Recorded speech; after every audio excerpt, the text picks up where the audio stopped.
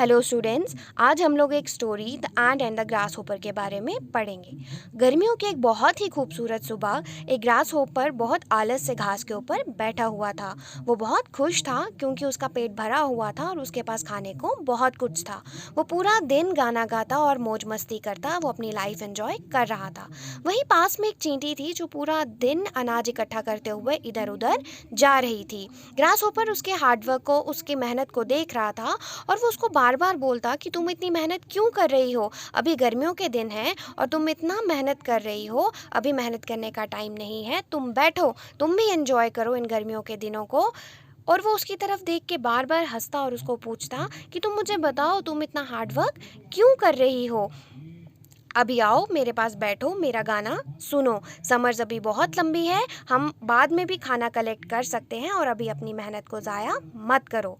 वहीं चींटी बोलती है कि मुझे पता है मैं क्या कर रही हूँ, मैं अपने लिए सर्दियों के लिए खाना इकट्ठा कर रही हूँ और तुम भी करो। ग्रास होपर बोलता है कि अभी सर्दियों के लिए चिंता क्यों करनी, सर्दियाँ भी बहुत दूर हैं, हमारे पास अभी खाने को बहुत कुछ है, हमें वही खाना चाहिए और सर्दियों के लिए हम तैयारी बाद में करेंगे। लेकिन चींटी ने उसकी एक बात नहीं सुनी और वो करती रही जो वो कर रही थी। वो पूरा दिन बिना रेस्ट किए, बिना रुके वो मेहनत करती रहती और वो अपना खाना इकट्ठा करते जा रही थे और खाने को वो इकट्ठा करके बहुत ही सेफ प्लेस पे जाके रख देते थे और इस तरह से वो पूरा दिन मेहनत करती रहती थी।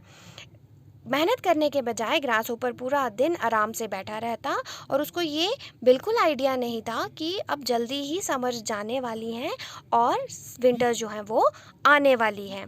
देखते ही देखते समर्स चली गई और विंटर्स जो हैं वो आना शुरू हो गई। हर तरफ बहुत ही ज़्यादा ठंड हो गई थी, सन जो है वो दिखाई नहीं देता था, दिन छोटे हो गए थे और रातें लंबी हो गई थी। सर्दी बहुत ज़्यादा हो गई थी और हर तरफ नज़र घुमाएं तो बर्फ़ ही बर्फ़ दिखाई देती थी।